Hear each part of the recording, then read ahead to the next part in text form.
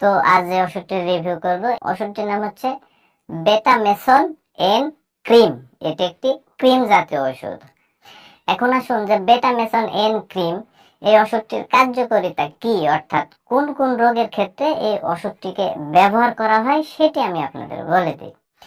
আর এই ওষুধটির উপাদানের মধ্যে রয়েছে বেটামেথাসন 0.1% এবং নিওমাইসিন সালফেট 0.5%। আর এই ওষুধটি উৎপন্ন করেছে বাংলাদেশের সুনামধন্য ওষুধ কোম্পানি স্কয়ার ফার্মাসিউটিক্যালস লিমিটেড। তো এই ওষুধটির কার্যকারিতা বলতে গেলে ব্যাকটেরিয়া জনিত ইনফেকশনের কারণে ত্বকে যে সংক্রমণগুলো হয়ে থাকে সেই সংক্রমণ দূর করতে ওষুধটিকে ব্যবহার করতে হয়। যেমন ধরুন একজিমা, ডার্মাটাইটিস, সোরিয়াসিস, স্পর্শজনিত চর্মরোগ। এখন স্পর্শজনিত চর্মরোগ বলতে বোঝায় যে একটি মানুষের কোনো না কোনো চর্মরোগ হয়েছে। এখন যে জায়গাতে চর্মরোগটি হয়েছে সেই চর্মরোগ যদি আবার অন্য কারো শরীরে যদি স্পর্শ হয় বা লেগে যায়, তারও কিন্তু সেই চর্মরোগগুলো হয়। এইরকম ধরনের রোগ দূর করতেও কিন্তু এই ওষুধটি কার্যকরী ওষুধ হিসেবে কাজ করে। 2 নাম্বার যে কাজটি করে সেটি হচ্ছে পোকামাকড়ের কামড়ের কারণে যে ইনফেকশন হয় সেই ইনফেকশন দূর করতেও এই ক্রিমটিকে ব্যবহার করা হয়। তো মানুষের দেখা যায় যে বিভিন্ন টাইমে বিভিন্ন কারণে কোনো পোকামাকড়ে কামড়ের কারণে সেই জায়গাতে ইনফেকশনের সৃষ্টি হয়, আর ওই ইনফেকশন দূর করতে এই ওষুধটিকে ব্যবহার করা হয়। পাশাপাশি মলদ্বার এবং প্রজনন তন্ত্রের মুখের ইনফেকশন দূর করতে ওষুধটিকে ব্যবহার করা হয়। তো বিশেষ করে মলদ্বারে এবং প্রজনন তন্ত্রের মুখে বিভিন্ন কারণে ইনফেকশন হয়, আর এই ইনফেকশন দূর করতে এই ওষুধটি কার্যকরী ওষুধ হিসেবে কাজ করে। এবং ত্বকের বিভিন্ন ধরনের দাগ দূর করতেও এই ওষুধটিকে ব্যবহার করা হয়। তো সাধারণত এগুলোই হচ্ছে ওষুধটির কার্যকারিতা। এবার আসুন যে আসলে ওষুধটি ব্যবহার করবেন কিভাবে সেটি আমি আপনাদের বলে দিই। তো যেহেতু এটি একটি ক্রিম জাতীয় ওষুধ, এটি হচ্ছে ত্বকে ব্যবহারের একটি ওষুধ। এই ওষুধটি কিন্তু কোনো টাইমে খাওয়া যাবে না, এটি শুধু ত্বকে ব্যবহার করার জন্য এই ওষুধটিকে তৈরি করা হয়েছে।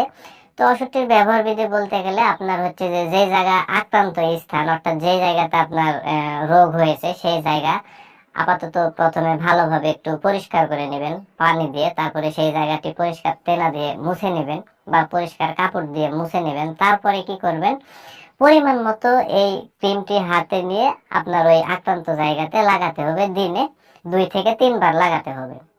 এটি হচ্ছে ওষুধটির ব্যবহার বিধি। আর বিশেষ করে এই ওষুধটির যে কোনো উপাদানের প্রতি যে সকল রোগীদের অত্যন্ত সংবেদনশীলতা রয়েছে সেই সকল রোগীরা কিন্তু এই ওষুধটি ব্যবহার করতে পারবে না।